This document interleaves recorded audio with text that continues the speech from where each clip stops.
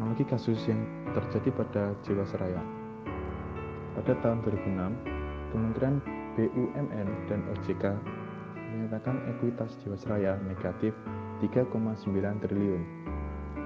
Lalu, pada tahun 2008, BPK memberikan opini disclaimer atau tidak menyatakan pendapat untuk laporan keuangan tahun 2006-2007 dikarenakan penyajian informasi cadangan yang tidak dapat diyakini kebenarannya. Lalu pada akhir 2008, defisit Jiwasraya semakin besar, yaitu menjadi 5,7 triliun dan meningkat sebesar 6,3 triliun pada tahun 2009. Pada tahun 2011, Jiwasraya berhasil menyatakan surplus sebesar 1,3 triliun yang merupakan hasil dari kelanjutan skema reasuransi yang telah dijalankan sebelumnya. Laporan keuangan Jiwasraya tahun 2011 disebut tidak mencerminkan angka wajar. Lalu pada tanggal 18 Desember 2012, Bapepam LK memberikan izin produk JS Proteksi Plan. Produk ini sedikit peminat karena menawarkan bunga yang sangat tinggi, yaitu sebesar 9-13%, dan semakin membuat kondisi Jiwasraya semakin memburuk.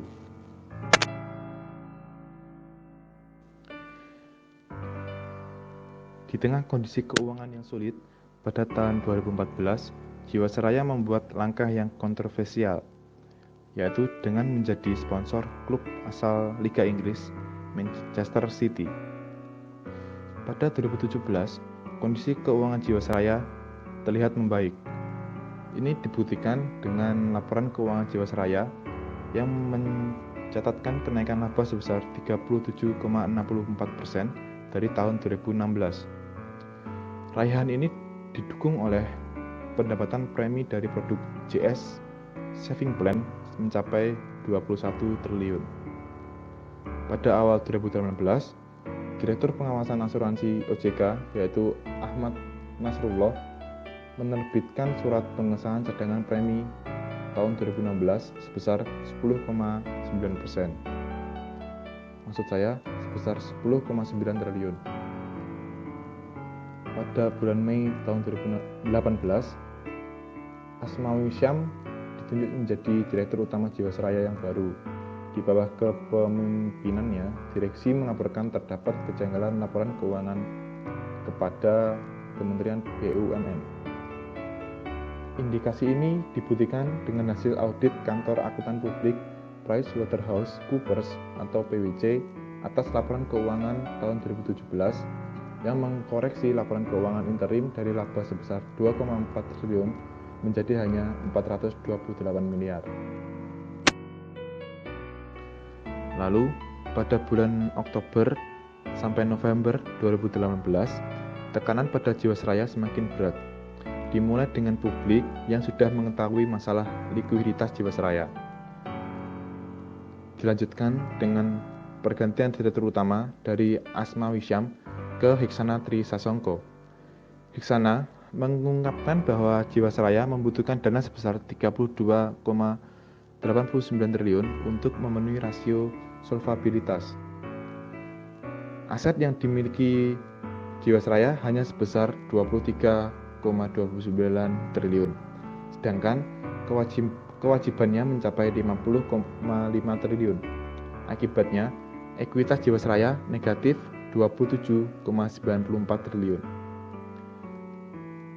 Hingga ditemukan masalah pada produk JS Saving Plan sebesar 15,75 triliun. Lalu pada November 2019, Menteri BUMN saat itu, yaitu Erick Thohir, melaporkan indikasi kecurangan di dalam perusahaan Jiwasraya ke Kejaksaan Agung.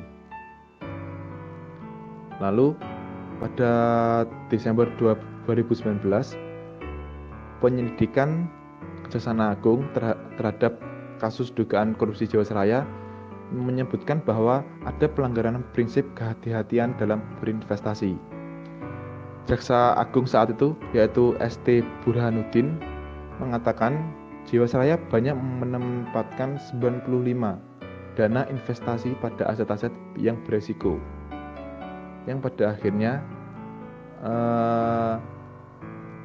KPK atau Komisi Pemberantasan Korupsi ikut memantau perkembangan penanganan kasus dugaan korupsi di dalam perusahaan Jiwasraya.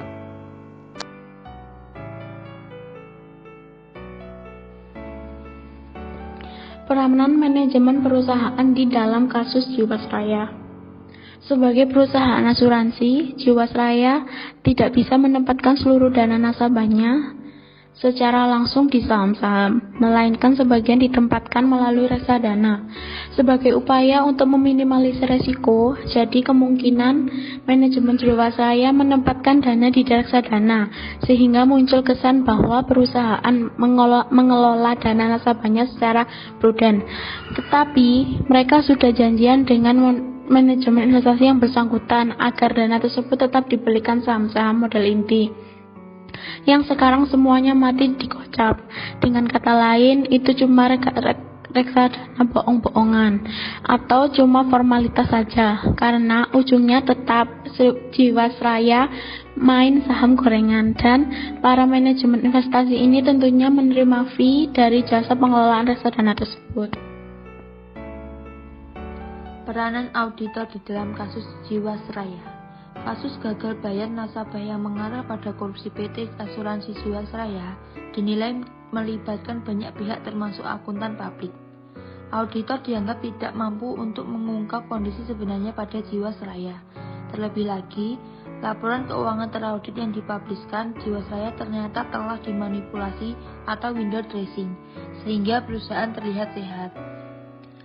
Ketua Institut Akuntan Publik Indonesia atau IAPI, Tarko Sunaryo, meyakini tidak terdapat keterlibatan akuntan publik dalam kasus Jiwasraya. Menurutnya, akuntan publik yang mengaudit perusahaan tersebut telah bertindak sesuai standar. Dalam laporan keuangan Jiwasraya 2017 misalnya, akuntan publik telah memberikan pendapat atau opini dengan modifikasi. Opini ini disebabkan karena tidak sesuai material laporan keuangan dengan standar akuntansi, atau karena auditor kekurangan memperoleh bukti karena berbagai sebab sehingga tidak cukup untuk memberikan opini wajar tanpa pengecualian. Kode etik yang dilanggar oleh auditor pada kasus Jiwasraya yaitu memberikan opini yang tidak sesuai dengan kode etik atau standar pemeriksaan pada laporan keuangan.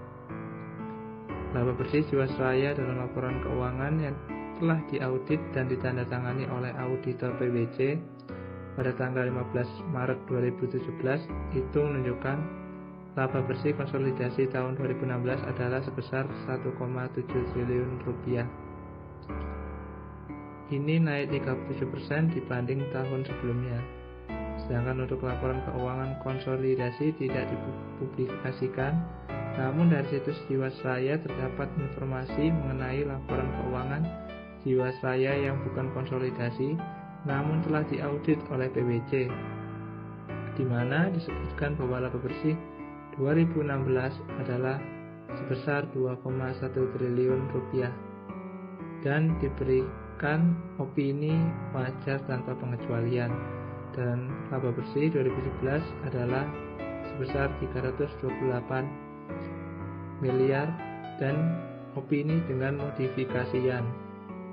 Hal ini seharusnya dilakukan oleh auditor pada kasus ini adalah memberikan opini tidak wajar karena laporan keuangan yang disajikan tidak wajar dengan kondisi keuangan saat itu.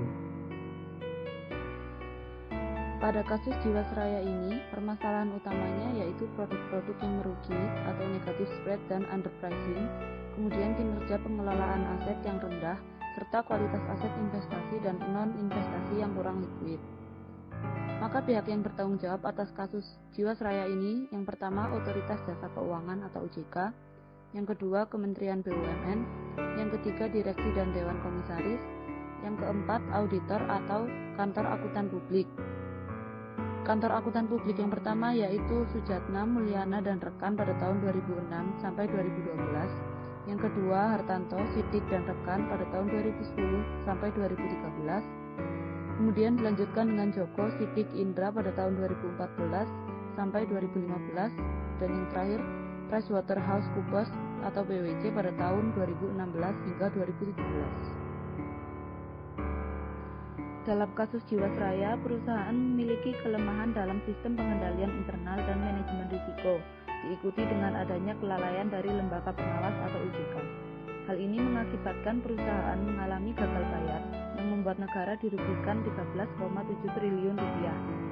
Ada beberapa saran perbaikan yang dapat diusulkan, yaitu yang pertama, sistem pengendalian internal. Committee of Sponsoring Organization of the Tradeway Commission atau COSO mengungkapkan bahwa pengendalian internal merupakan rangkaian tindakan yang mencakup keseluruhan proses dalam organisasi. Pengendalian internal berada dalam proses manajemen dasar, yaitu perencanaan, pelaksanaan, dan pemantauan. Terdapat 5 komponen pengendalian internal menurut COSO, yaitu yang pertama, lingkungan pengendalian merupakan unsur dasar untuk semua komponen pengendalian internal atau menjadi fondasi dari komponen lainnya.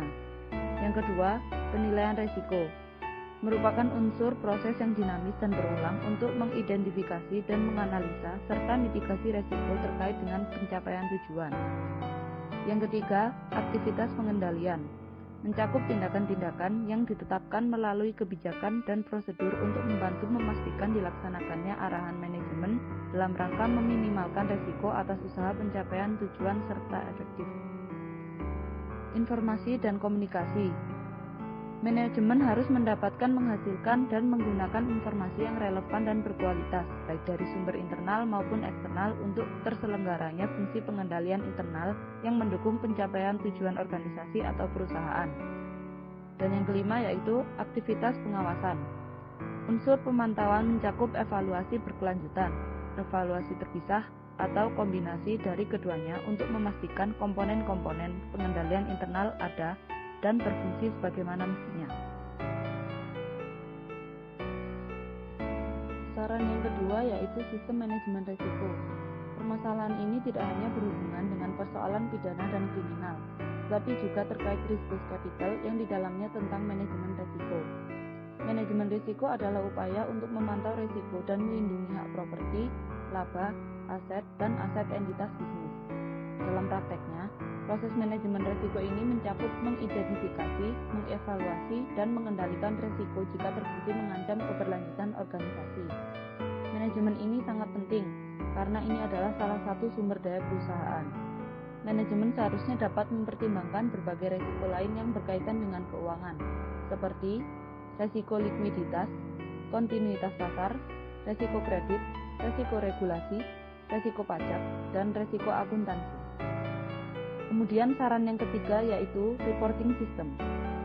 Atas kelalaian pengawasan OJK, regulator harus mewajibkan perusahaan untuk mengimplementasikan whistleblowing system yang menyediakan mekanisme pelaporan bila ada penyimpangan yang dilakukan oleh orang dalam. Sanksinya pun harus tegas dan membuat efek jera. Misal, dengan penerbitan List of Improper Executives yang diterbitkan secara berkala, misalnya tiap kuartal, karena lazimnya perusahaan yang bermasalah dilakukan oleh direksi.